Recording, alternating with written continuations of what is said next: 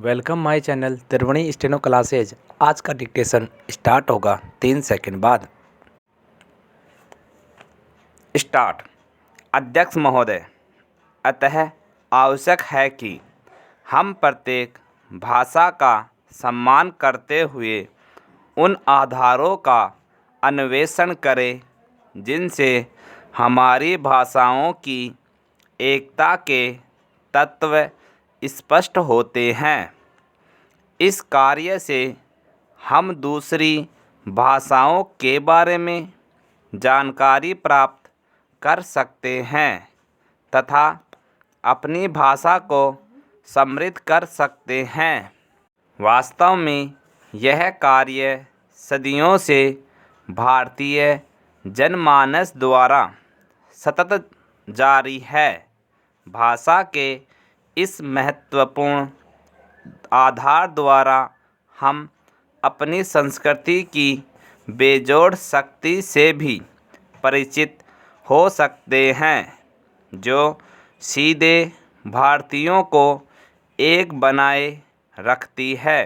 कहना होगा कि भाषा द्वारा वह शक्ति कभी कभी मुखरित भी होती है। हमारे समय की मुख्य चुनौती यही है कि हम अपनी एकता को खंडित न होने दें। बाहरी और भीतरी, दृश्य और अदृश्य, ऐसे अनेक आक्रमण हैं जो स्वार्थी शक्तियों द्वारा लगातार किए जा रहे हैं। उदाहरण के लिए, भारत में भाषाओं के आपसी संबंध कहीं भी कटुतापूर्ण नहीं हैं, किंतु स्वार्थी शक्तियाँ एक महत्तम भारतीय भाषा के विरुद्ध द्वेषपूर्ण भावना को राजनीतिक औजार के रूप में इस्तेमाल कर रही है। यदि समय रहते हम सचेत न हुए तो, जैसा आप देखते हैं, भारत में विखंडनवादी शक्तियाँ तरह तरह के विभेद सामने ले आएंगी।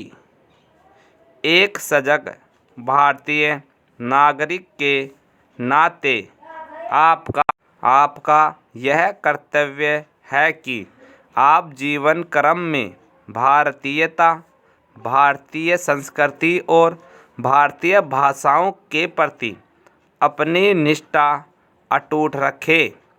हमारी भाषाओं का विकास एक दूसरे से सह संपर्क से ही संभव है। मेरी कामना है कि आप अगली शताब्दी में इस सह संपर्क को अधिक तीव्र और अर्थवान बनाएंगे। पैरा।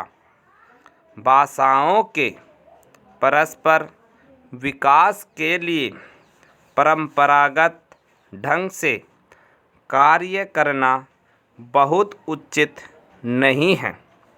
विश्व की बदली हुई परिस्थितियों में हमें भी स्वयं को अवश्य बदलना है।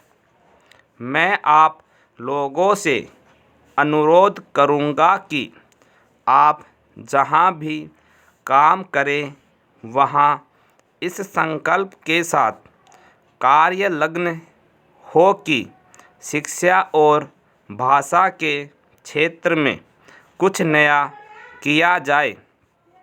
स्पष्ट है, मेरा संकेत भाषा शिक्षण में नई पद्धतियों का प्रवेश कराना तथा नए यंत्रों के प्रयोग से है।